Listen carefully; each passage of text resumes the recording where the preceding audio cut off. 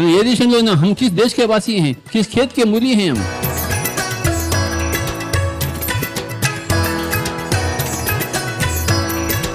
ఏ జీవిని చంపకూడదు.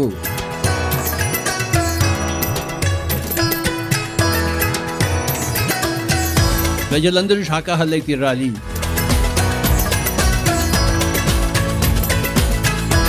ఏ చేపని పట్టుకోకూడదు. ఇంకా హింసలో జీవిస్తే నువ్వు ఏమీ పాఠాలు నేర్చుకోలేదన్నమాట. హింసలోంచి అహింసలోకి రావాలి. అది నేర్చుకున్నప్పుడు మళ్ళీ మన స్ఫూర్తి రావక్కర్లేదు. పాఠాలన్నీ నేర్చుకోవాలి మనం. అహింస అనే పాఠము, వినయం అనే పాఠము, ఉద్దిక అనే పాఠము, సమంగా ఉండడం అనే పాఠము, ఎన్ని పాఠాలు నేర్చుకోవాలో. ప్రజలందరూ యోగులై తీరాలి. భారతదేశం బ్రిటిష్ వాడి దగ్గర నుంచి ఎప్పుడు స్వాతంత్రం పొందుతుందని చెప్పి కోట్ల మంది ప్రజలు, భారతదేశ ప్రజలు తెల్లాలి ఎలా కన్నారో, పైలోకల్ మాస్టర్స్ అందరూ కూడాను ఈ భూమి ఎప్పుడు అహింసగా ఉంటూ శాకాహారం అవుతుందని వాళ్ళందరూ కలలు కన్నారు, పై వాళ్ళందరూ.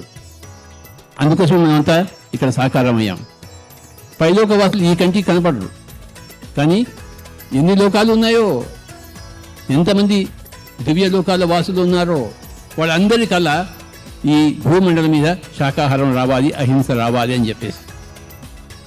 నువ్వేమో హాయిగా ఉండాలా, ఆ చేపమ్మ బయటకు వచ్చి నీ కడుపులోపలికి పోవాలా? అసలు మనుషులేనా? రాక్షసులు, రాక్షస జాతి, కోరలు లేని రాక్షసులు. ఒక చేపని నీటిలోంచి ఎలా బయటకు తీస్తావు? మత్స్యకారులా? పౌల్ట్రీ ఇండస్ట్రీయా? అదొక ఇండస్ట్రీయా? ఇదేనా భారతదేశం? ఇది భారతదేశమా వల్లకాడ దేశమా? భారతదేశం అంటే ఏమిటి? మేరా భారత్ మహాన్. ఏ విధంగా మహాన్? గంగ వల్ల గొప్పదా, గోదావరి గొప్ప వల్లదా, హిమాలయాల వల్ల గొప్పది? దేని వల్ల గొప్పది? కొండలు కోనల వల్ల గొప్పదా, నదుల వల్ల గొప్పదా? నదులు అన్ని చోట్ల ఉన్నాయి, కొండలు కొండలు అన్ని చోట్ల ఉన్నాయి, ప్రకృతి అన్ని చోట్ల ఒకటే, మహత్తరమైనది. భారతదేశంలో ఉండవలసిన మనుషులు భారతదేశంలో లేరు, పరమ కిరాతకులు ఉన్నారు భారతదేశంలో. ఇది భారతదేశం ఎలా అవుతుంది? మనం భారతీయులం ఎలా అవుతాం? మనం ఏం చదువుకున్న వాళ్ళం? How can we call ourselves as educated? అసలు ఏమైనా బుద్ధి ఉందా మనకి? కామన్ సెన్స్ ఉందా? ఎక్కడ చూసినా గుళ్ళు, చర్చిలు, మసీదులు, ఎక్కడ చూసినా non vegetarian 5-star restaurant, 5-star restaurant. High class people పోతారు అక్కడ. హై క్లాస్ అంటే హై క్లాస్. ఆ జంతువులను బాధ చూస్తే తలుపు ఉట్టుకుపోతుంది.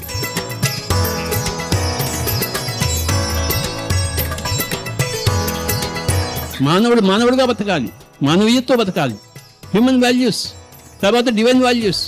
ఒక జంతువు ప్రాణం చేయడం, ఒక పక్షి ప్రాణం చేయడం, ఒక చేప ప్రాణం చేయడం, వాడు మనుషుల్లో అధమజాతి, అధమాధమ జాతి. వాడు చండాలుడు. ఉన్నతంగా ఉండవలసిన మానవుడు అధమాధములుగా ఉన్నాడు, క్రూరాతి క్రూరంగా ఉన్నాడు. ఒక పులిని క్రూర జంతువు అంటారు, ఏనుగుని సాధు జంతువు అంటారు.